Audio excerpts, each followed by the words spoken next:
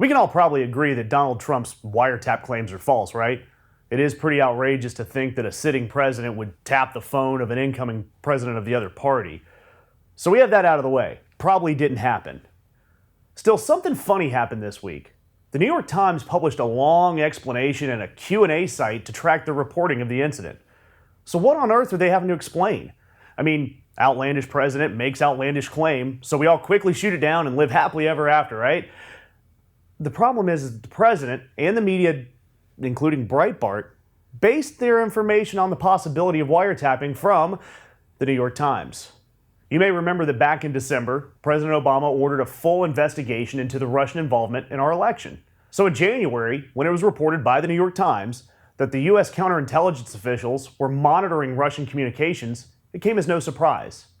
We also didn't bat an eye when the actual content of a phone conversation between National Security Advisor Michael Flynn and a Russian ambassador leaked to the press in February.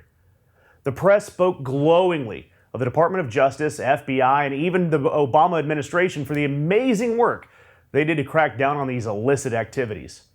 It was all part of this wider story that romanticized President Obama as he left the White House. They painted him as some Old West sheriff catching the bad guy as he rode off into the sunset. But as soon as it was easier to spread outrage, the media changed its tune. Being that it's all about likes and shares, the media had to lead the outrage charge. Yes, Trump is immature and unprofessional, and his tweet was inaccurate, but it isn't an outright lie.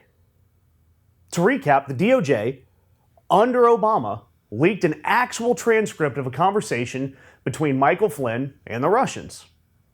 You do have to remember that the Trump transition team was working out of Trump Tower. So in some form or fashion, phone conversations coming from Trump Tower were tapped, and that information was leaked to the media. It isn't Obama tapped my phones, but it isn't that far off. It certainly isn't proof of Trump's claims, like some right-wing outlets are saying, but it is simply proof that the mainstream media had an agenda. Look, Donald Trump isn't right. We know this. We still need to know the full extent of his team's involvement with Russia. There's far too many lies and far too much smoke for things not to be investigated. Even the Washington Post pointed out that it wouldn't be that odd if Trump's team came out and detailed, hey, we talked to foreign ambassadors. It wouldn't be hard to imagine that they even talked to the Russians.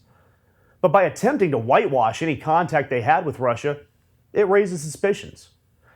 There just simply isn't a lot of truth coming out of the Trump camp when it comes to Russia. But that's not the point. The point is that the corporate media had this storyline, and they wanted to run with it, until running in the other direction was more profitable. Objectivity went out the window. Sure, Ring of Fire, we jumped on Trump for his tweet. It was unprofessional and childish of Trump to put this out on Twitter. But the beauty of working here is that our staff all has different opinions, and we all are welcome to tackle an issue from any angle we want. We just all happen to be left of center. We own that. But when this mainstream press comes out and claims to be objective, when their real goal is just to sell ads, that's simply erroneous. To get so muddied with a story that you have to publish a Q&A, well, that's pretty bad, and that only serves to feed the Breitbarts of the world more ammo.